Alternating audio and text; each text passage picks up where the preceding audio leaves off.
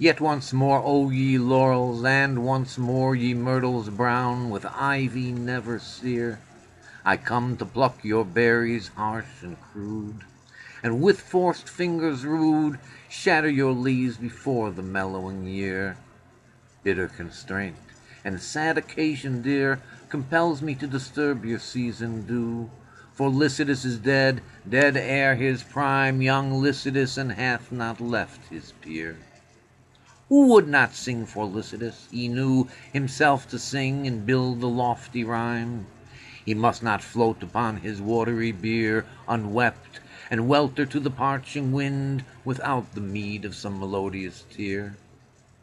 Begin then, sisters of the sacred well, that from beneath the seat of Jove doth spring, begin, and somewhat loudly sweep the string. Hence with denial vain and coy excuse, so may some gentle muse with lucky words favor my destined urn. And as he passes turn, and bid fair peace be to my sable shroud. For we were nursed upon the self-same hill, fed the same flock by fountain, shade, and rill. Together both, ere the high lawns appeared, under the opening eyelids of the morn, we drove afield, and both together heard what time the grey fly wind winds her sultry horn, battening our flocks with the fresh dews of night, oft till the star that rose at evening bright towards heaven's descent had sloped his western wheel. Meanwhile the rural ditties were not mute, tempered to the oaten flute. Rough satyrs danced, and fauns with cloven heel from the glad sound would not be absent long, and old Demetus loved to hear our song. But oh, the heavy change, now thou art gone, and never must return. Thee, shepherd, thee the woods and desert caves, with wild thyme and the gadding vine o'ergrown, and all their echoes mourn. The willows and the hazel copses green shall now no more be seen, fanning their joyous leaves to thy soft lays, as killing as the canker to the rose, or taintworm to the weanling herds that graze, or frost the flowers that their gay wardrobe wear, when first the white thorn blows, such, Lycidas, thy loss to shepherd's ear. Where were ye nymphs when the remorseless deep closed Where were ye nymphs when the remorseless deep closed o'er the head of your loved Lycidas? For neither were ye playing on the steep where your old bars the famous Druids lie, nor on the shaggy top of Mona high, nor yet where Diva spreads her wizard stream. Ay me, I fondly dream. Had ye been there, for what could that have done? What could the Muse herself that Orpheus bore, the Muse herself for her enchanting son, whom universal nature did lament, when by the rout that made the hideous roar, his gory visage down the stream was sent, down the swift Ebris to the Lesbian shore? Alas, what boots it with incessant care to tend the homely slighted shepherd's trade, and strictly meditate the thankless Muse? Were it not better done as others use, to sport with Amaryllis in the shade, or with the tangles of Neaera's hair?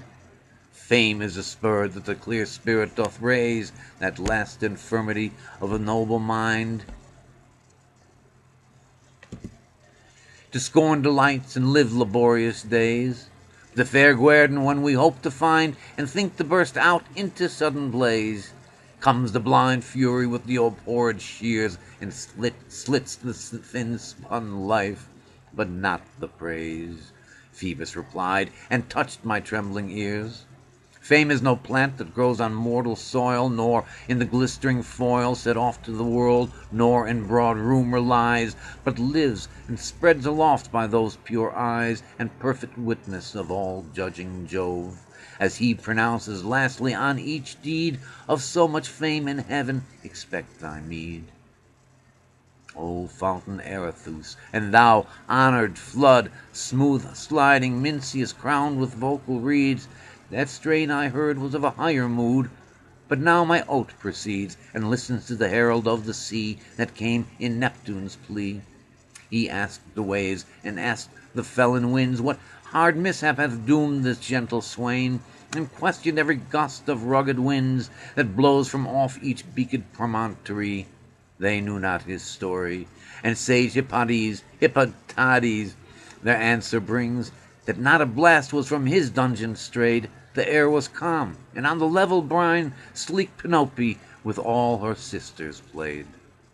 It was that fatal and perfidious bark, built in the eclipse and rigged with curses dark, that sunk so low that sacred head of thine.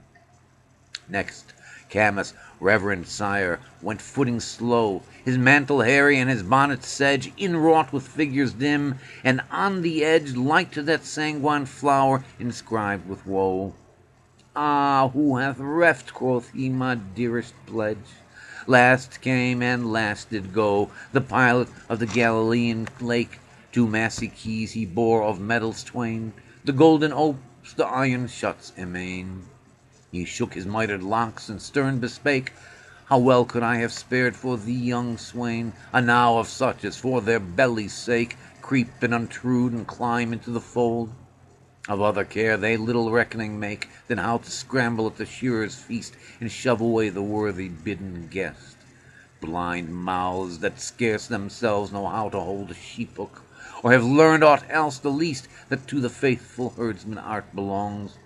What recks it them? What need they? They are sped, and when they list, their lean and flashy songs grate on their scrannel pipes of wretched straw. The hungry sheep look up and are not fed, but swollen with wind and the rank mist they draw, rot inwardly and foul contagion spread.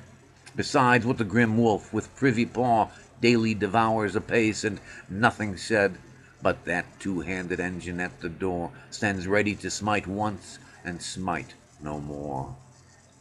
Return, Alpheus, the dread voice is past that shrunk thy streams.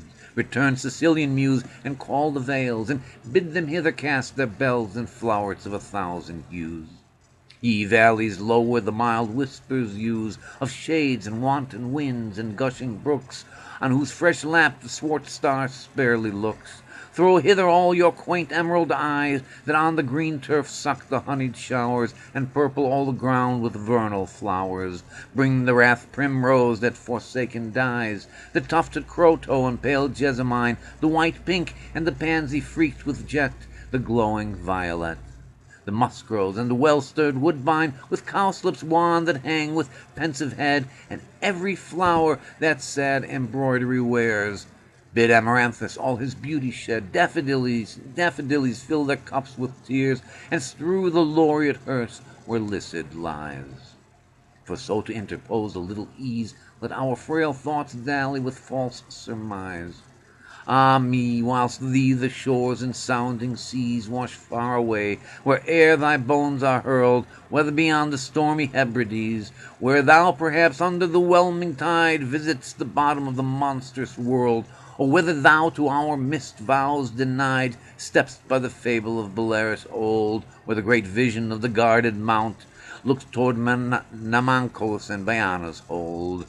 Look homeward, angel, now, and melt with ruth, and O ye dolphins, waft the hapless youth. Weep no more, woeful shepherds, weep no more, for Lycidas your sorrow is not dead, sunk though he be beneath the watery floor. So sinks the day star in the ocean bed, and yet anon repairs his drooping head, and tricks his beams, and with new-spangled ore flames in the forehead of the morning sky. So Lycidas sunk low, but mounted high, through the dear might of him that walked the waves, where other groves and other streams along, with nectar pure his oozy locks he lays, and hears the unexpressive nuptial song in the blessed kingdoms meek of joy and love. There entertain him all the saints above, in solemn troops and sweet societies that sing, and singing in their glory move, and wipe the tears forever from his eyes. Now, Lycidas, the shepherds weep no more. Henceforth thou art the genius of the shore, and in thy large recompense, and shalt be good to all that wander in that perilous flood. Thus sang the uncouth swain to the oaks and rills, While the still morn went out with sandals gray, he touched the tender stops of various quills, with eager thought warbling his Doric lay. And now the sun had stretched out all the hills, and now was dropped into the western bay.